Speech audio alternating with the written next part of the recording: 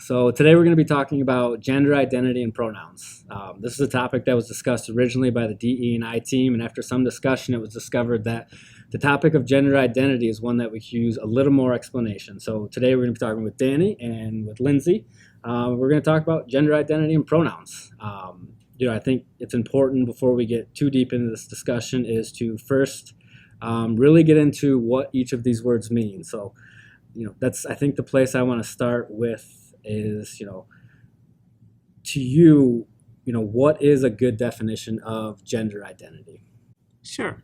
So gender identity is one's innermost concept of self as male, female, a blend of both, or neither. And how is that different than gender expression? So great. With gender expression, that's the outward appearance of one's gender identity. And this shows up through clothing, haircut, voice, mannerisms. And one's gender expression may or may not conform to social defined characteristics defined with male or female. Yes. So, now that we kind of know gender identity, gender expression, kind of the definition behind those two, words that I think we hear probably a lot of, but don't necessarily know exactly what they mean are cisgender and transgender. Yes. So cisgender. Yes. What does that mean? Yes. When cisgender, that is someone whose gender identity matches with their sex assigned at birth. Okay. So that would be a cisgender person. So I was born a male, identify as a male, I'd be a cisgender male. Correct. Okay. Yes. Yes. And then transgender. Yes. So that's the opposite of that. So Okay. a transgender, that is someone whose gender identity does not align with their sex assigned at birth. Okay. And then, kind of the last one that we wanted to cover was non-binary. Yes. Non-binary meaning what? Yeah, so non-binary is an umbrella term to categorize individuals who do not exclusively identify as either male or female. Some of them identify as a blend of both or neither. So under that umbrella term, you have different terms like agender, that's someone who does not identify with either gender, or gender fluid, where they identify with both, or androgynous, or gender nonconforming. There are different terms that fall under the non-binary category, but you don't have to memorize all of them, but just to be aware that there are all these terms that fall under non-binary. So, thank you for those definitions. I think that's very informative, very helpful. Why is it important to respect this gender identity? Why is it important personally? Why is it important in the workplace? We've hit these definitions. We've talked about these different words. Why is it important to respect this identity? Yeah, so once you realize that someone's gender expression and their gender identity may or may sometimes not match, you cannot assume based on looking at someone that, okay, because of the clothing you're wearing, your haircut, your voice, that because of that, your gender identity is going to be this or that. Because as remember, gender identity is the innermost concept of oneself. So the expression sometimes may not match with the outer of what their inner identity is. And then from, the professional side, from in the workplace, in the office and emails, how we communicate with each other at work, why is it important to, be aware of this identity? Yeah, so it's just really important not to make assumptions of people. If you think about it in the realm of recruiting, we only see candidates, our first initial contact with them is a lot on paper or through our electronics. And making assumptions is just not something that we want to do moving forward. Really, for recruiters, we're trying to find the best fit for the job, regardless of how somebody identifies. And so there's multiple different ways you can assume someone's gender identity outside of just how they look or how they sound. It could be cultural. You could be dealing with someone from a unisex name. And it's very important that we don't necessarily offend somebody, because you can easily offend somebody by misidentifying them. That could be the differentiation between them accepting a job with us or not. So you hit on an interesting point there that I'm kind of curious to get both of your perspectives on about making assumptions, right? Making an assumption about a gender, how you look, a name. Is this something that you should simply ask what a gender pronoun is? Is it something that, because we don't want to assume anything, but how do you go about knowing for sure? So for someone, especially if they're non-binary, so if someone's non-binary, most times you're not going to tell if they go by they, them, or their pronouns based on the gender expression. So it's a very easy way of how you can start that conversation. Best way is like I would introduce myself first. So I would say, hi, I'm Danny Kimera. My pronouns are she, her. So by just starting the conversation that way, you're opening up for them to when they say their name, they let you know their pronouns. And that way you are taking away any type of option of or any chance of misgendering them in that conversation. And is that kind of the same, look and feel when it comes to the professional side of, getting out in front of this before you make a mistake when it comes to gender? Yeah, absolutely. So there's a lot of different ways you can approach that as well. We're looking into possibly having that on a job application as your preferred pronoun. Looking at it in our new ERP system, if we can integrate that where what would now be replacing Lawson, if there's a way where we can house somebody's preferred gender pronoun in there too, so we know how to properly address them when they're emailing. Because if you really think about it, we're getting thousands of emails a day, especially in human resources, from teachers or support staffs or principals that are in different states. We might never actually see them in person. We might not be able to be talking to them in ways where we might be able to start to identify them without knowing. So there's really simple ways that you can go about asking, or even having a space where people feel like they can say what their pronoun is. Like for me, I've started to recently include it in my email signature. I mean, Lindsay can go both ways. It's most commonly known for female, but just having that down there, it's almost like saying, here are my pronouns, what's yours, without necessarily having to ask. And it's just simply out of respect, the question just to ask. I really, truly don't think I've ever been taken back if someone were to ask me, especially in like a email communication. Also, another way is just to kind of mimic them. If you're not sure at first, you can always address it like dear sir or madam. You can always say first name, last name, depending how formal you want to be. And then whatever their signature is or however they sign their email, then you can start to address them that way as well. And, both of you bring up a good, interesting points about, allowing them to kind of inform you about what their pronouns are, whether that's, email pronouns or how they speak or how they identify, really making it obvious to you. My question is, what do you do if you do offend somebody with a gender pronoun or an incorrect identity? And as we were kind of talking about this as a video, I started thinking about myself internally, and one of the things I do a lot is, especially when I'm playing sports, is, and I wasn't even aware I did this until we started this video, but I say man a lot at the end of something. Good hit man, good swing man, something like that. And kind of as you guys were talking about this, I made this assumption or this rationalization in my head of, well, these are people I know well, right? These are people I've played softball with for years, people I've played golf with for a long time.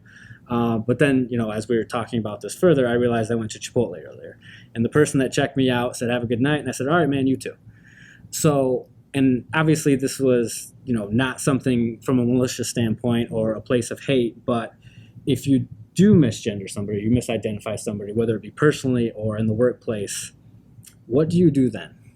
So there are two parts to this. So in the case if you by mistake you do know what their correct pronouns are, but then if you slip up and use the wrong pronouns, in that case you just apologize, use the right pronouns real quick. Don't make a big deal about that because that makes the person feel uncomfortable. Just apologize quickly, and that's how it ends. Sometimes people do understand if it's coming from, from a genuine place where you didn't mean to, you didn't know better. But if you think about someone whose pronouns where, for example, they are trans, they're non-binary, and it's easier to feel very invalidated by someone when you use the wrong pronouns, For example, let's say at the gas station or at Chipotle, where you are, and that person was just having a good day, but because they already have, the insecurities of people who have misgendered them, you may not have meant that in a bad way, and you didn't. But how it could affect someone's self-esteem, about being misgendered and make them feel dysphoric. So just one of those things. Yes, you didn't know, but if once you know better, it's like Maya Angelou says, once you know better, you do better. You're able to then think twice about things like that, about how you may never know your basis of how you identified them was based on their expression. and we do have social norms of how we think that the actual pronouns need to be. But just being understanding about that, because you don't know how that could affect someone, how that would make them feel very dysphoric in that moment, and maybe just give them, give them a bad day just from that one sentence that wasn't meant to be, taken that way. And I think that's an important distinction, Lindsay. I'm kind of curious to get your perspective on the workplace on this. But you're right. Whether the person cashing me out at Chipotle, whether they identify as a specific gender, I have no idea. Like I said, they looked like a male, so I said thanks, man. I'll be the first one to tell you that if I did misgender them, or I knew I made them feel bad about myself, I would feel just mortified, and I would probably avoid Chipotle for a while. But if you do that in the workplace, and all of a sudden I'm feeling terrible, but now I've got meetings coming up with this person, I've got I see him in the hallway, I see him in the lunchroom. How do you start handling that in the workplace if you say something you shouldn't, you accidentally misidentify somebody? How do you kind of handle that moving forward in the workplace? Yeah, so I have unfortunately done this a time or two, especially in the world of recruiting. I've actually misidentified people who aren't even a part of the conversation. I can misidentify a candidate when I'm speaking to a hiring manager. And to me, it just makes me look like, do I really know this candidate? This is somebody that our team has vetted, that maybe I have or haven't been able to chance to spoke to directly, but I've sent them over to the school, and the school's reaching back out to me to get maybe an offer going or things like that, and I misgender them, and then the hiring manager has come back and corrected me. And instantly, it just doesn't make you feel good. And again, not even, that person didn't even know I had misgendered them.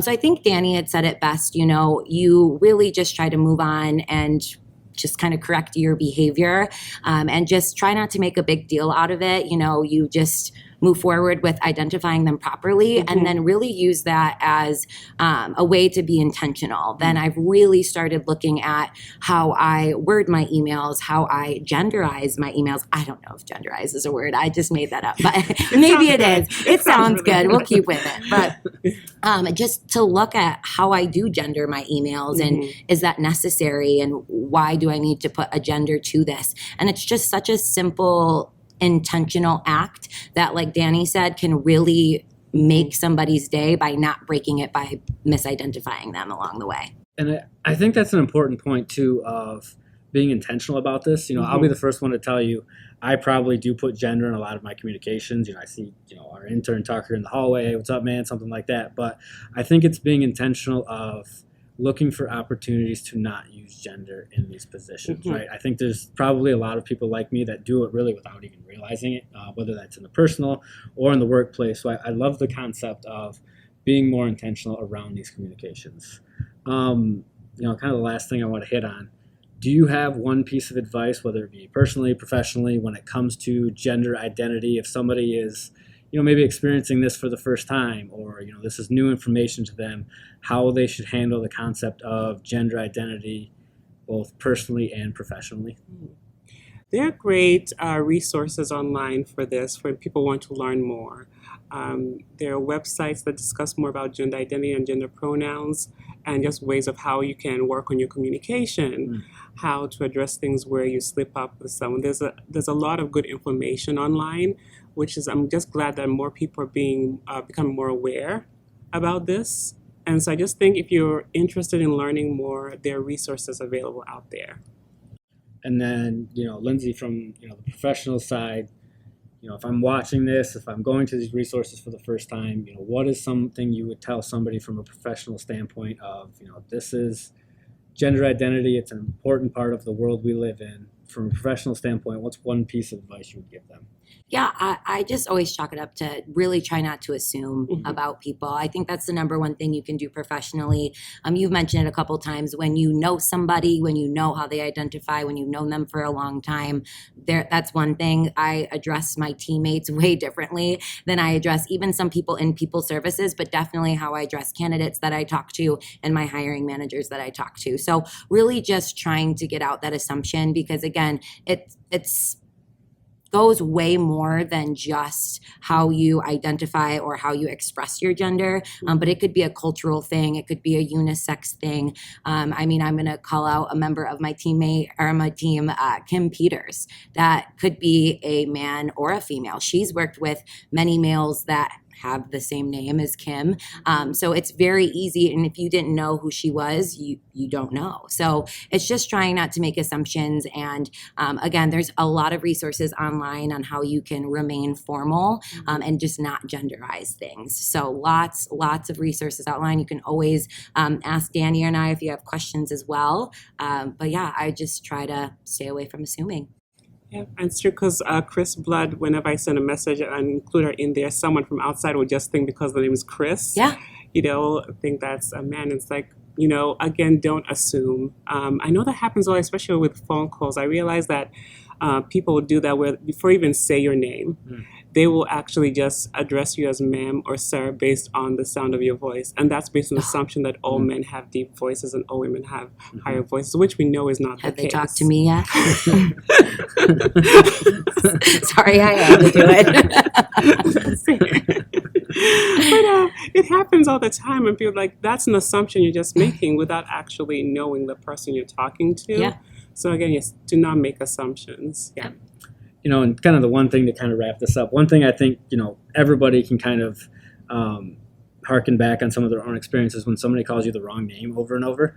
I worked with somebody who called me Brian for like 3 years.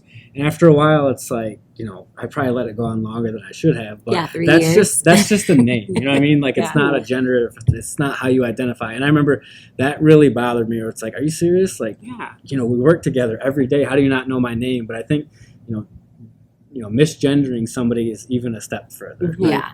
Yeah. A name, it's annoying to me, but whatever. Mm. But when you're misgendering, so I think we've hit on some really cool points about being really intentional, being aware, and really being cognitive of what you are actually saying. So Danny, thank you. Lindsay, thank you. I think this Yeah. was very informative and helpful to a lot of people. So thank you. Thanks for having us. Yes, thanks.